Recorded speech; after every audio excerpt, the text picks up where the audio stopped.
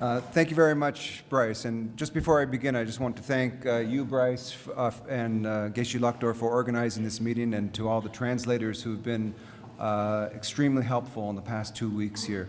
And it's been a pleasure allowing me to spend time with the Geshes and the other group of monks here in the last 2 weeks. So I truly appreciate it.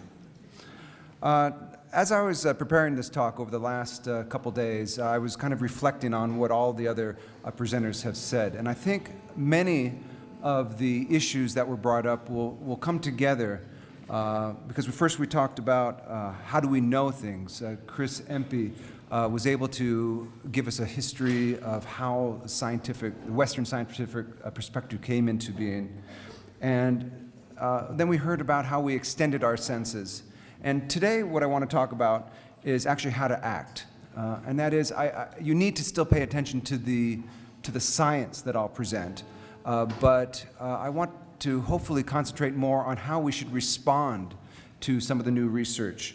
And what I'm going to do today is present some new research from various labs around the world. And I'm not going to justify the research. This is up to you to make a decision for yourself. As Geshe Lakhdar said yesterday, personal responsibility is very, very important. And some of the research that you'll see that I'll present, it might surprise you, it might shock you, it might actually bring you joy. And so I hope that you'll pay attention to the actual research, what is done, but then perhaps think to yourself, how do you respond to some of this work? It is not science fiction. This is work that's currently going on to the research labs. Many of the research that you'll see is in the very, very early stages. Other research has been turned into products that you can actually buy off the shelf. And so when you see this work, think to yourself, is this a good thing or is it a bad thing? My wife has sometimes said to me that I can argue on either side. Knowing and working with the Geshes, I'm not sure I'd want to be on the opposite side of the argument with them. But some of these questions, I think, don't have answers yet. And we need to talk about this as we move forward. So the general outline for my talk today is first talking about the difference between the ethics of neuroscience and the neuroscience for ethics. And then I'll talk about some examples of research that's being done. And then I'll talk about perhaps what should be done and your input about how you approach some of these new research findings, I think will be very interesting to hear. So first, I'm going to talk just briefly about what I'm not going to talk about, and that is the neuroscience of ethics. And that is when someone is posed with an ethical or moral dilemma, how does the brain respond? That's the neuroscience of ethics. And for example, if a train was going down a track and there were 5 people right in the face of that train, but there is a little turnoff, and you can pull a switch so that the train would not hit the 5 people and kill those 5 people, but instead you would pull a switch and it would only kill 1 person. Would you pull that switch? So some people would say, yes, I would pull that switch because I would save 5 people, but yes, it would kill the 1 person, but that's a good thing to do. Other people would say, no, that's fate. If it's going to kill the 5 people, I shouldn't intervene. Some people would say, well, would your decision change if that 1 person was your mother or father? Would you still pull the switch? How does the brain respond? Another question, or maybe it takes more people. Maybe it would take 10 people to kill that 1 person. Or what about this? The train is going down the track, and instead of pulling a switch, would you push a person in front of the train so that would stop the killing of 5 people? Would you push the person or not? These are questions that scientists have asked and have looked at how the brain makes a decision. What parts of the brain are active making a decision? So that's the neuroscience of ethics, which I'm not going to talk about. Rather, what I'm going to talk about is the ethics of neuroscience. That is, how should researchers and the public investigate issues and think about issues related to the brain? And you might be asking yourself, well, why is that important to you? Why should you be interested in how the brain works? Why should these decisions that are being thought about, why is research in laboratories, why should that be of interest to you? Unfortunately, we'll all probably be affected either directly or indirectly by neurological disease. Neurological disease is extremely common, whether it's caused by injury or disease. And what you see here on the screen are just some examples of, this is just the total number of cases and the cost in dollars in the United States alone. And you can see that it's very, very expensive, both on an emotional level and also on a financial level, to take care of people with diseases of the nervous system. So perhaps by knowing about the possibilities of cures and treatments, you can make better decisions about people that you know and love. So I also want to concentrate on two particular disorders, stroke and Alzheimer's disease, because these are becoming more and more prevalent in the coming years. For example, stroke. Stroke is caused by the blockage of blood flow to the brain, which can cause neural tissue to die because it lacks oxygen and nutrients. It's been estimated by the year 2030 that almost 4% of the US population will have had a stroke. That's 1 in 25 people will have had a stroke. That's a huge, huge number. It's going to be very expensive to take care of these people. And again, the emotional cost to friends and family is probably immeasurable.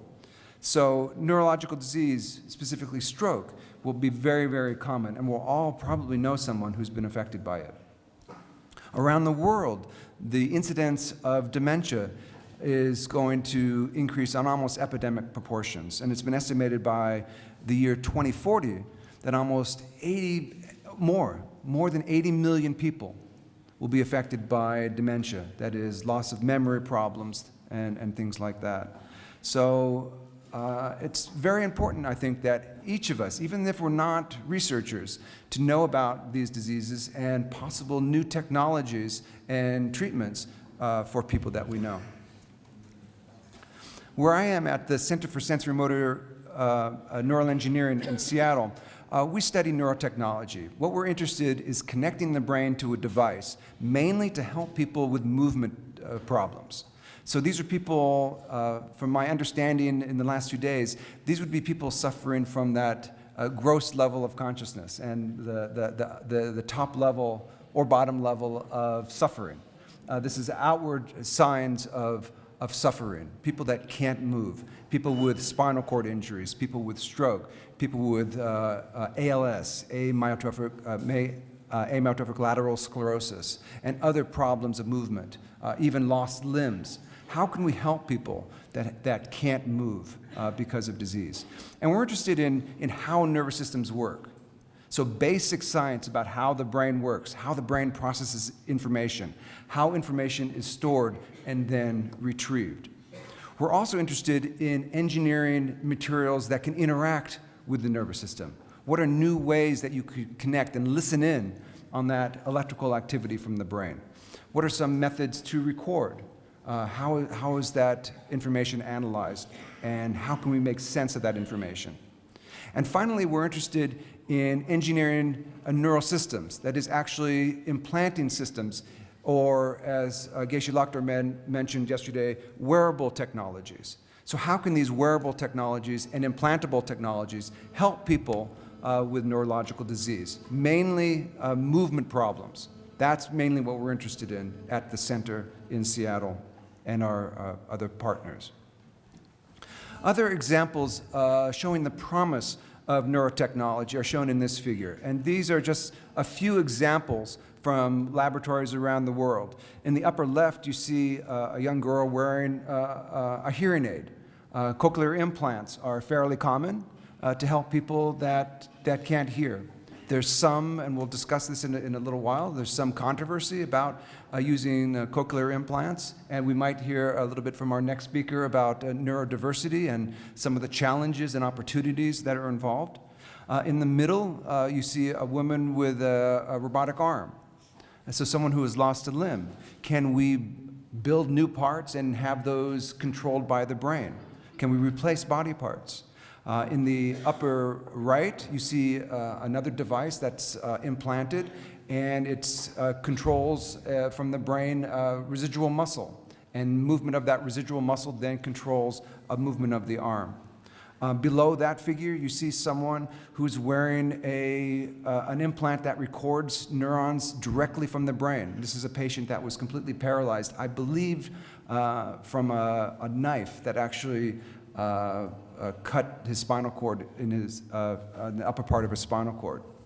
The woman with those sunglasses is an example that Nishan mentioned yesterday, a very similar example. He presented a device which had a camera, if you remember, which then went to mechanical stimulators on a person's back. This device that you see the woman wearing the glasses, this is a device that turns light into tactile stimulation of the tongue. And the Geishis all remember the experiment that we did last week about when we mapped the brain, and they all, I think, know why the tongue would be better than the back for such stimulation. Remember? Because the density of receptors in our tongue and our face is much higher than on our back. And we did that experiment to suggest why this is a better method than perhaps that method of stimulating the back, right? And finally, the one in the middle, the circular one with the grid of electrodes, that's actually a retinal implant. That's an implant that is inserted into the back of the eye, which is then connected to the optic nerve, which can then help people who are completely blind see shapes. It won't allow fine detail, but for someone who's completely blind to be able to perhaps navigate a room is a tremendous advance. So that's a couple more examples of the promises that are currently coming out of research labs. And the purpose of these types of technologies are at multiple levels. They can help retrain people who have had injuries and are recovering. It can help augment people with disabilities, for example, with artificial limbs or lack of muscle tone, and also perhaps remote assistance. Perhaps if we can connect the brain to machines, we can actually help people by assisting them in their daily life. So there's a large promise and possibilities for technology. Some more invasive technologies that are currently being investigated are transcranial magnetic stimulation.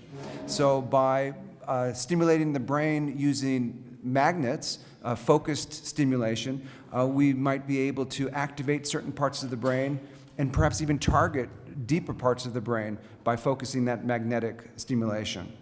For a disease like Parkinson's disease, one promising technique is implanting electrodes into deep structures and then having something like a pacemaker. You've probably all heard of pacemakers for people with heart problems, but these are pacemakers essentially for the brain to help people with movement problems. And some people who have had these implants consider it to be a miracle, that someone with Parkinson's disease has shaking. Once that switch is turned on, the person's shaking goes completely away, and they can then drink water and move around with almost no problems. So these are just a few of the fascinating advances that are coming out of science. Now, some more controversial, perhaps, research. This is research that was just published a few months ago. And what researchers, this is research coming from Austria, what these researchers did is they took embryonic stem cells and they grew these stem cells in a dish.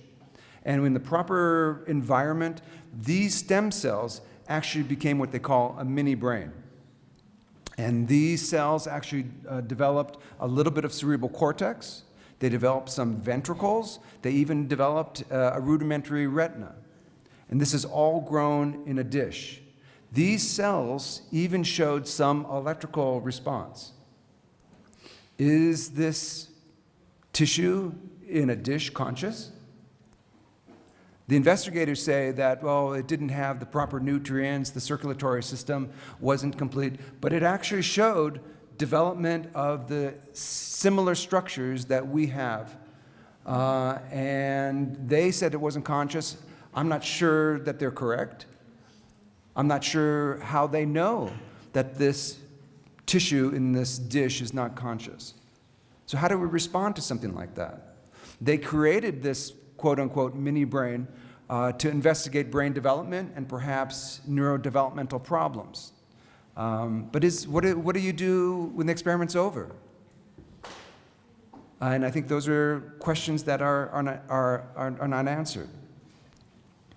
But perhaps maybe less controversial are some things that you may have heard of. And this is an example of something that's done very commonly. This is a cochlear implant. And this is an example of a little baby who's never heard before.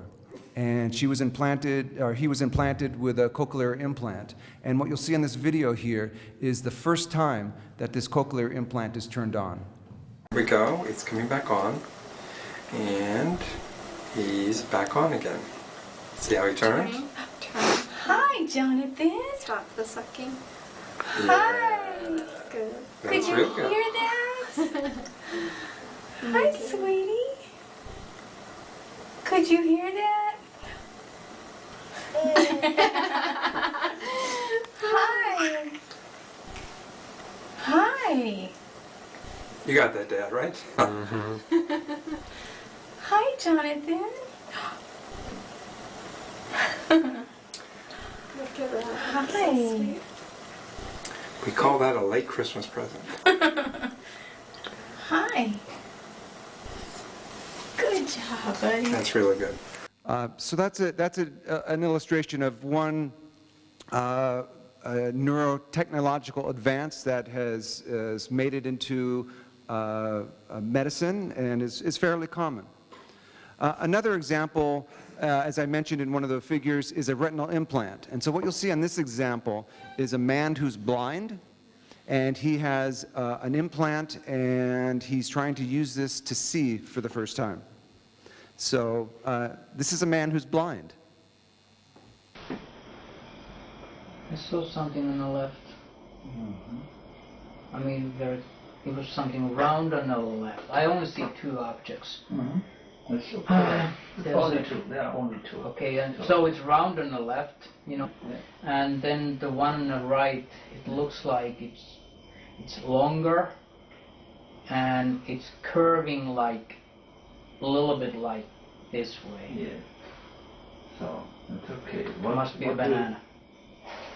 I mean, that's what it looks like.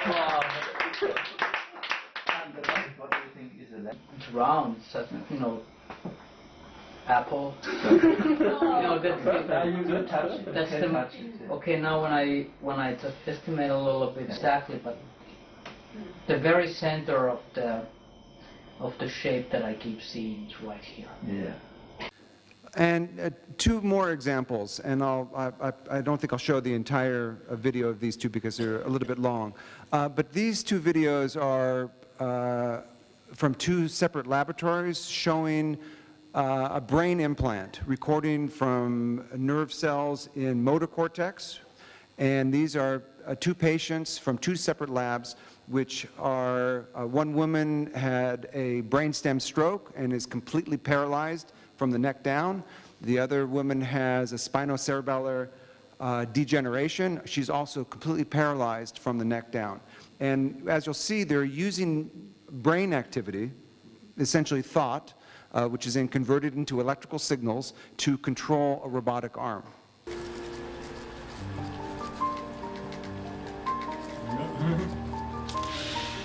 That works.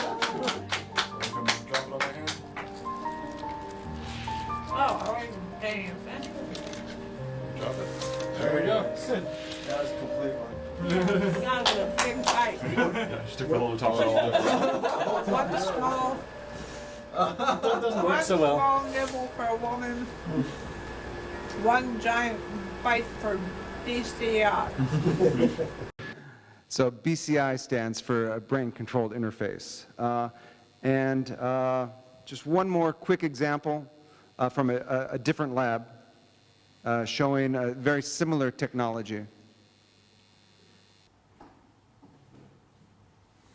And as you can see, she has that a block on her head.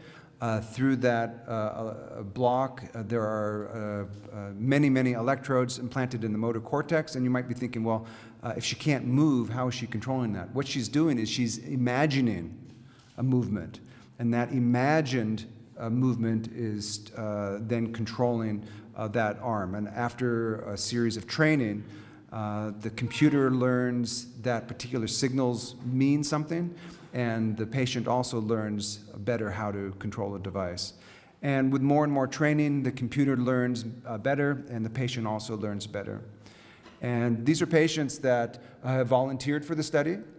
No one forced them to participate. I've seen interviews with these women, and they say that they believe that what can be done with them and this early work is something that they are contributing back to society, and that they feel that this is something that they're almost obligated to do because they can. But much of this research brings up questions about how we should act and what can be done with this information, what should be done with this information. And I want to go through some of these potential problems that arise from this new research. And I'd like you to think for yourself, how might you respond? What is the right thing? What is the moral and ethical way to respond to this research?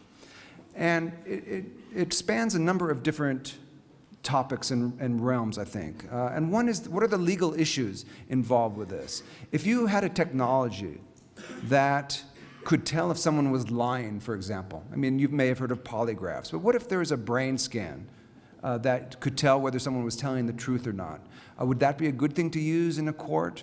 Would it have to be 100% safe and reliable? Or would you be satisfied if 99.9% of the time that brain scan would be truthful? Would that be okay as evidence in a court of law? How should these devices be used to measure life and death? How should these technologies be used to indicate whether someone is mentally competent or not?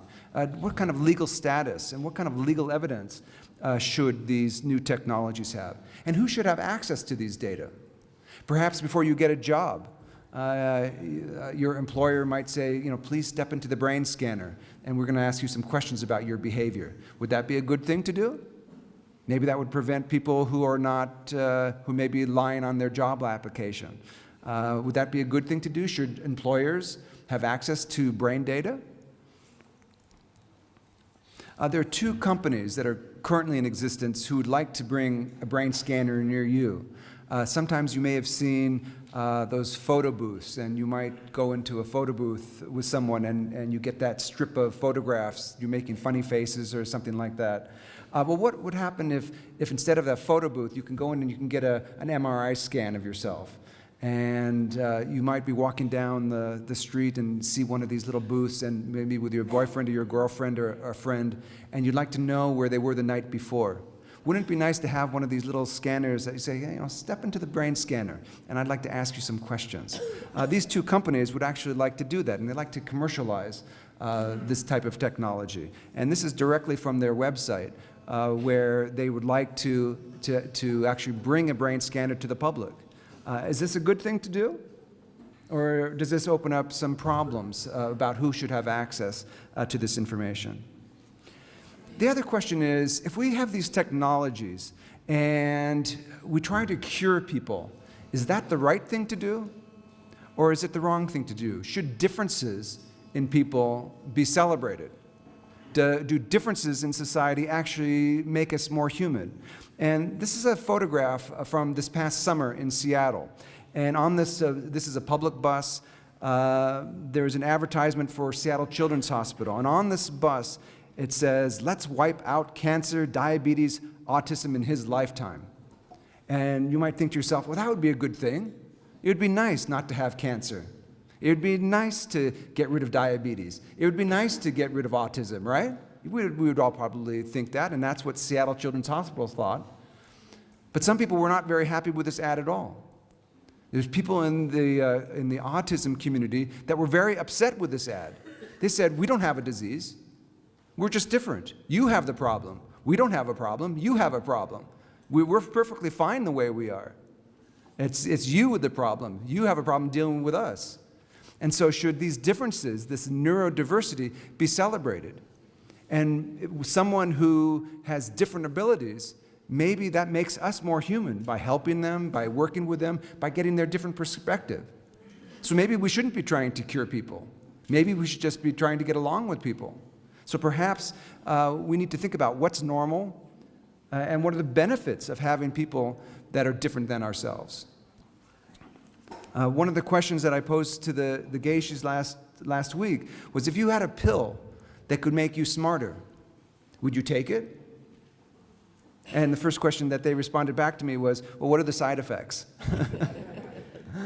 And I said, well, that's a good question. And you can play with this question a little bit more. But if there was such a pill and you took it, would it be cheating? If you had your exams, your students at the side here, if you were going to have an exam and you could take a pill that would increase your score by 10 points, 20 points, 100%, would you take that pill? Or would that be considered cheating? We can't do that in the Olympic Games, right? For athletic competitions, you can't take all kinds of drugs. But could you take a drug to make you smarter? And there's research going on to see that maybe something like that might happen. We certainly have drugs to help people with cognitive deficits like Alzheimer's disease. But what does it mean to perhaps enhance somebody who's already normal? Is there a difference between that and helping someone who perhaps has a deficit? Other things that we need to think about is, this is an example in the United States where there's some discussion that the government is using brain scans to perhaps extract information from people who may not be willing to actually give it. Is this a good thing or a bad thing? If someone perhaps was going to do something very bad, and you can put them in a brain scan, and whether they volunteered that information or not, you might be able to gain some information. Is that a good thing? Or are a person's private thoughts private? And no matter how you get, and you should not be able to gather that information unless somebody willingly gives it to you. Is that a good thing or a bad thing? Maybe it depends on exactly what kind of information that is. Perhaps that information would save millions of lives. Does the means justify the ends? Another question that comes up with these new neurotechnologies is identity. And that is, sometimes when something would be worn or implanted, it actually becomes part of the person. And an example would be, you might recognize Stephen Hawking in this picture, who has ALS, a neurodegenerative disorder. And you may have seen him on a video, and he has that very mechanical, robotic voice. And there are many better voice synthesizers, but he has selected that he'll keep that voice because that voice has become part of him. He doesn't want to change him. And so it's not a problem with him, rather it's a problem about how we respond to him. So when does a device become part of a person? Another question is responsibility, and that is, when you implant these devices or you wear these devices, well, what happens if they fail? I mean, none of these mechanical devices, electronic devices, are without failure. I mean, we have power outages here. What happens if the power to an electrical device fails? And what if that device then hurts someone? Who's responsible for it? Is it the person who implanted the device? Is it the person wearing the device? Is it the device itself?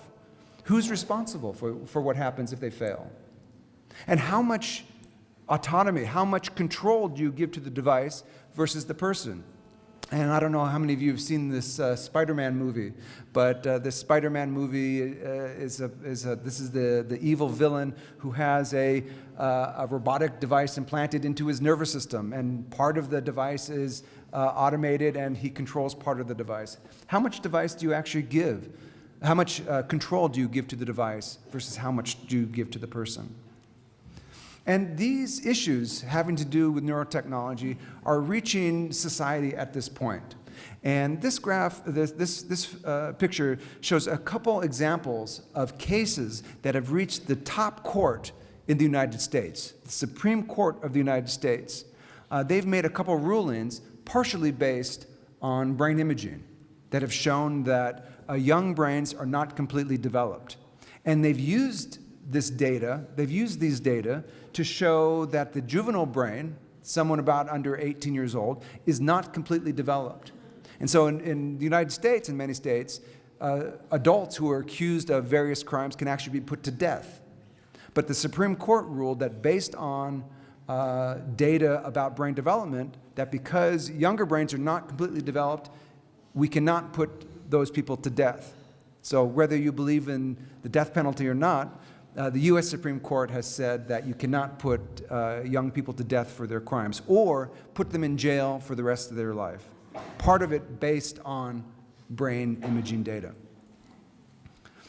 Other issues to think about are what are the benefits and risks of these? Is there a difference between repairing damaged nervous system versus enhancing normality? And when does a person end? And another question is, what about the security of these signals? You saw an example of a device that signals might be sent wirelessly, or information from the brain will be sent to a recorder. Well, what if somebody could intercept those signals? So not only get those signals, but what about put signals into the brain without a person knowing? That would probably be a bad thing, but how do we protect against that? Other issues are safety. This is the device right now that you can buy on the internet. And this is a transcranial stimulator, which you wear on your head, and it actually sends current directly into your brain. And it's sold not as a medical device, and that's how they get around some regulations.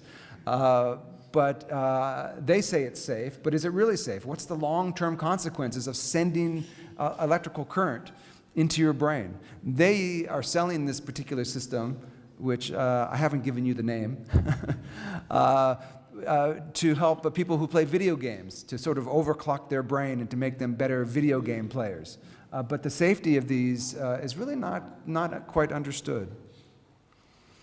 And finally, justice. And that is, what responsibilities do we have as society? What responsibility do we have as researchers and scientists about what happens to these technologies? Geshe Lakhdar mentioned yesterday, we talked a bit about the atomic bomb. Scientists who worked on this couldn't see, or maybe they did see, some of the horrors that would result from this new technology. What about this neurotechnology? What are some of the possible future consequences of developing this? Some of us as researchers, we don't have control once we tell others about what we're doing. We don't have control about what they do with our results. And so what is our responsibility when we make this? And who should make the decisions? I think that it's a decision that needs to be made by all of us. It needs to be made by the end users, the patients. It needs to be made by our students and our young people, because they're the future. They need to have a voice. It's not just the scientists. It's not just philosophers. It's every segment of society that will be affected by these new technologies. And so I think it's a conversation that all of us should have. And as I always say, there are no bad questions, except that one kind. And that bad question is the question that's not asked. So thank you very much, and I hope that this has stimulated some interest in you.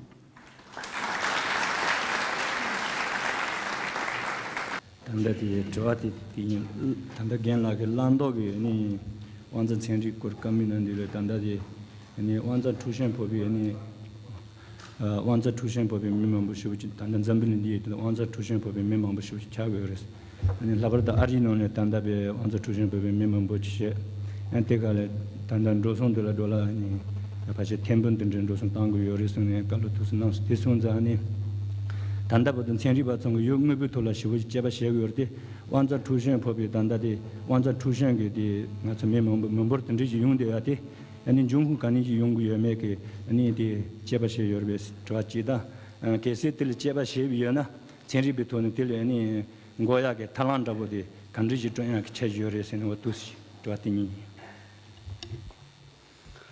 So in your presentation you talk about the neurological disorders and the range of its effect on a population, and in US alone the cost of treating and taking care of this neurological people with neurological problems is like billions of dollars. So even though we came to know about these problems, do you have research done why these kind of neurological disorders are there, why they are coming why they are having more and more people with this kind of disease? Yeah, that's a very good question. There's a few reasons. One may be better diagnosis. So physicians and caretakers are recognizing these disorders and classifying them in different ways that allow us to count and monitor these disorders. Another factor could be lifestyle changes. Diet changes could be resulting and exercise changes could be resulting in just general poorer health. Certainly obesity is an issue that's correlated to some of these problems. Another factor is just our aging population. So our population as a whole is getting older. So there are more old people. So there's more Alzheimer's disease, there are more strokes, and so there are more elderly. So I think those three factors can contribute to these higher numbers that we're seeing.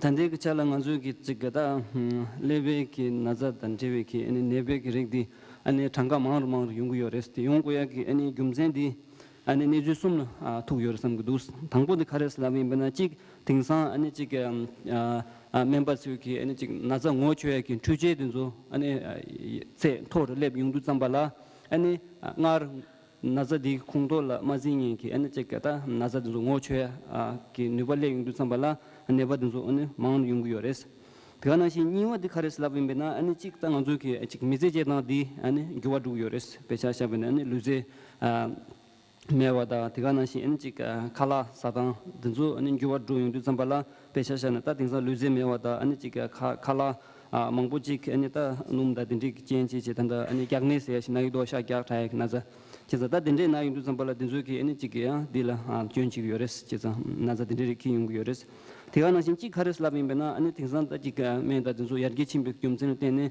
미기 체제데 링루친 요레스 미기 체 링루 침백 좀즈는 때네 아니 nganzuki jizo nanglola gengo ma yore gengo ma yudu zambala ko geweki 좀즈는 때네 로 게드야다 데웨키 아니 나직 리페셔나 야 템바냠 드야다 딘데키 엔 나제리 망부 용고 요 송자 창념고 토네 지조 나로라 아니 지가 원제키 gyöge베키 네베그릭 장가망두 요레스 니 도말 아니 경험은 뭐 상로래야 아니 트리스틸이 쇼다 첩직 아니 단다 광기 다 집아보세나한다 가르스나 레바드레스네 베모스 망부치 송스 레바디 다지제 갑디야 투리 때문에 제고 그래마다 심어 패지 마시버 기tab고네 송송 디송인데 투리기 아니 레베기 덴밤디 투리기제 투리기 덴밤디 아니 수지게나 코랑기 송인디기 지여베 원나마도 시엔지 제고 그래 주디 So you talk about a lot of problems with neurological disorders and interactions between brain and the machines. And it seems that machine is the kind of authority that controls this kind of, I think, people with neurological disorders. So who is the one who is actually controlling the machine itself? That's another good question. And I think it depends on how the machine is built. And some of the control can be given to the person who can imagine an action, which is then translated into a signal to the machine. But then the machine can also have some control. So for example, a person can initiate the movement of an arm, but once the arm gets near a particular device or item, the machine can take over and continue the response. One other factor that I think is important to note too in the future is feedback to the person. And that gets to the question of how much the machine influences the result.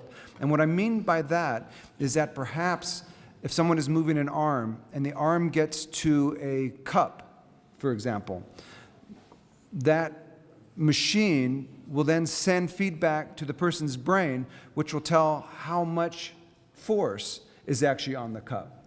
And so it's actually an interaction between the machine and the person that will actually make the best machine-brain interface.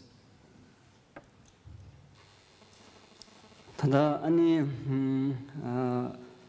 wangzi ki ani mala ani kyun shorji ani dila tanda ani tuji dindu zuji ani ta roba chi de ki dindu ki nanglo la ani tangzi chingin ki wangzi yu dingi de suris la yung du zambala ani mi ger neba ger korang da tegana shi ani tuji di ningala ani wangzi yu de chek yores tangbung la ani tuji dindu ani 장금 기 애니 겨와 강야 롱원지를 그 용도 잠발라 데 통말 기 애니 근게 기 근원 칭에 디 미디 기 애니 삼로당 요라고 삼로당치 지두 잠발라 아니 그기 당에 디 애니 미디 차디 요레스 원세니 임베나 아니 그 펠라다 포워드 딘데 지kin 담라 레스 차베 기 젤라 아니 데네 아니 디 담루 주다 아니 지가 카르치 마지세디 야 원세 칼라 칸섬지 아니 주제 딜 요레스 제자단 주제 디기 아니 지 포워드 세밍도 잠발라 tangan tujik lakwa do simbina di sim yung sambala kugi ani simdang khande simgu yeme simba di ani thamhe khande do mindu ki neju di ani ya level ya tang yores